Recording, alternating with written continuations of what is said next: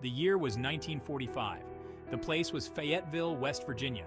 The Sodder family, Italian immigrants pursuing the American dream, prepared for Christmas.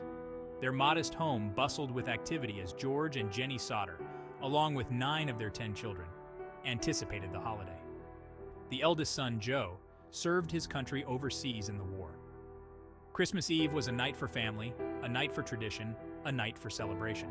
Little did they know that this Christmas Eve would forever etch their names into the annals of unsolved mysteries, forever changing their lives and leaving behind an enigma that continues to haunt and fascinate. The Sodder children, 5 boys and 5 girls, ranged in age from 5 to 14. The youngest, Sylvia, was the apple of her father's eye. John, the second youngest, was known for his playful pranks. The older children, Maurice, Martha, Louis, Jenny and Betty, helped us with chores and looked after their younger siblings. The family was close-knit, our lives steeped in the traditions of our Italian heritage. As the sun began its descent, casting long shadows across the snow-covered landscape, our home glowed with warmth and anticipation. The scent of roasting chestnuts filled the air, mingling with the sweet aroma of Jenny's homemade Italian cookies. The festive mood of Christmas Eve was shattered by an unsettling phone call. The phone rang. I answered. A strange voice, unfamiliar and vaguely menacing, asked for someone George had never heard of. Confused, I tried to tell the caller they had the wrong number. The voice on the other end laughed, a chilling, hollow laugh that sent shivers down my spine. Before I could ask who was calling, the line went dead. Unnerved by the eerie call, Jenny tried to shake off the unsettling feeling it left behind. She rejoined her children, determined not to let the strange incident spoil their Christmas Eve. Unnerved by the eerie call, Jenny tried to shake off the unsettling feeling it left behind. She rejoined our children, determined not to let the strange incident spoil our Christmas Eve. As the children drifted off to sleep, Jenny and I retired to our room on the first floor. The younger children, Maurice and Martha, stayed up late, asking to play with their new toys. Jenny, ever the indulgent mother, allowed them to stay up a while longer. The older girls, Jenny and Betty, were already asleep in the attic bedroom. Louis, John and Sylvia shared a room on the second floor. As the house grew quiet, a strange odor filled the air. Jenny smelled smoke. She alerted George, and they both went to investigate. To their horror, they discovered that the fuse box, located in George's office, was on fire. The ashes of our home still smoldered as we began the agonizing task of searching for our missing children. We sifted through the debris, hoping against hope for some sign of life, some shred of evidence that our beloved children had somehow escaped the inferno. The fire department, arriving hours after the blaze had been extinguished, conducted a cursory search of the ruins. Their conclusion, the 5 missing Sodder children had perished in the fire. The authorities attributed the fire to faulty wiring, a common occurrence in older homes. The case was closed, a tragic accident on a festive night. But George and I refused to accept this verdict. We knew in our hearts that our children were alive. The fire, the strange phone call, the missing ladder, the inoperable trucks. All of it seemed too coincidental, too orchestrated to be simply a tragic accident. George and Jenny began their own investigation, driven by a parent's unwavering love and a burning desire for answers. They questioned neighbors, searched the surrounding woods, and consulted with experts. Every lead they pursued ended in a dead end, deepening their despair but strengthening their resolve. They refused to believe that their children were gone, clinging to the hope that they were still alive, somewhere out there. As the Sodder family dug deeper into the events of that fateful Christmas Eve, they uncovered a series of unsettling anomalies that defied rational explanation. The missing ladder, a crucial piece of evidence, was never found. George, a meticulous man, insisted that the ladder was always kept in its place, readily accessible in case of an emergency. The fact that it vanished without a trace suggested a deliberate act, an attempt to hinder their escape from the burning house. The failure of their 2 trucks to start, despite being in perfect working condition earlier that day, added to the growing list of inexplicable events. Perhaps the most perplexing anomaly was the complete absence of human remains in the ashes of the house. Experienced firefighters and forensic experts attested that a fire intense enough to consume a wooden structure would also incinerate any human bodies trapped inside.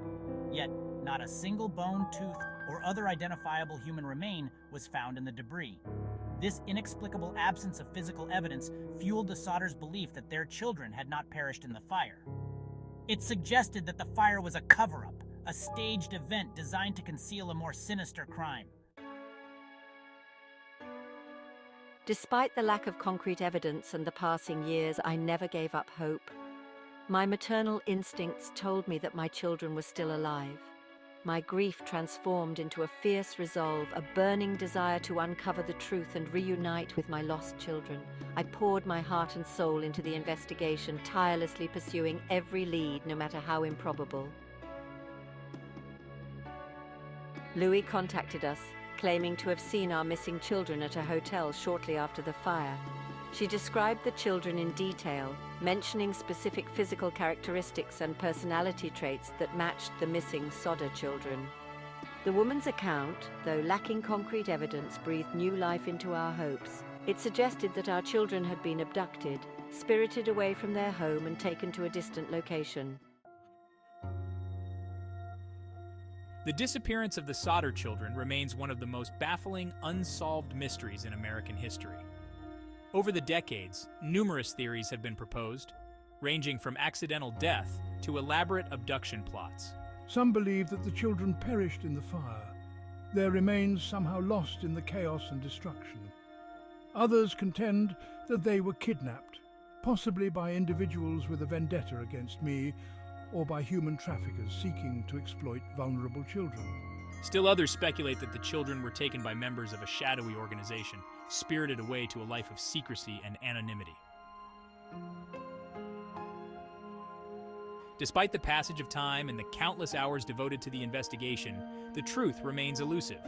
The lack of concrete evidence, the abundance of unanswered questions, and the eerie coincidences surrounding the case have fueled speculation and debate for generations. The Sodder family, though diminished by time and loss, never abandoned their quest for answers. Jenny Sodder, the matriarch who inspired the relentless search, passed away in 1989, her lifelong dream of being reunited with her children unfulfilled. George Sodder followed her in 1969, his heart heavy with grief and unanswered questions. The story of the Sodder children is more than just a chilling tale of loss and mystery. It's a story that continues to resonate with people around the world, sparking curiosity, debate, and a desire to unravel the enigma that has captivated generations. The case, though steeped in tragedy, serves as a powerful reminder of the enduring strength of the human spirit, the unyielding power of hope, and the importance of seeking answers, no matter how elusive they may seem. This story, with its eerie details and unanswered questions, invites us to delve into the annals of history, to explore the mysteries that lie hidden beneath the surface of everyday life. As we reflect on the Sodder children's disappearance, we are drawn into a world of speculation, intrigue, and unanswered questions. We find ourselves pondering the same questions that have haunted investigators and amateur sleuths for decades. What truly happened on that fateful Christmas Eve? Were the children victims of a tragic accident, or were they targets of a sinister plot? Where did they go, and why? The Sodder case, with its enduring mystery, invites us to engage with history in a personal and meaningful way. It encourages us to go beyond the surface, to delve into the archives, to examine the evidence, and to draw our own conclusions. We can research the case online, exploring the vast collection of articles, documentaries, and online forums dedicated to unraveling the mystery. We can share our thoughts and theories with others, engaging in discussions that shed new light on the case and keep the story alive. The search for truth, though often challenging and sometimes disheartening, is a journey worth undertaking.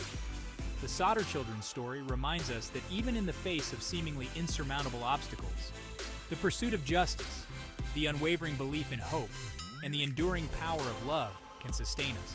As we continue to explore this haunting mystery, we are reminded that the past is never truly gone. It lives on in the stories we tell, the questions we ask, and the enduring hope that one day the truth will be revealed. If you have any thoughts or theories about this case, we encourage you to share them in the comments below.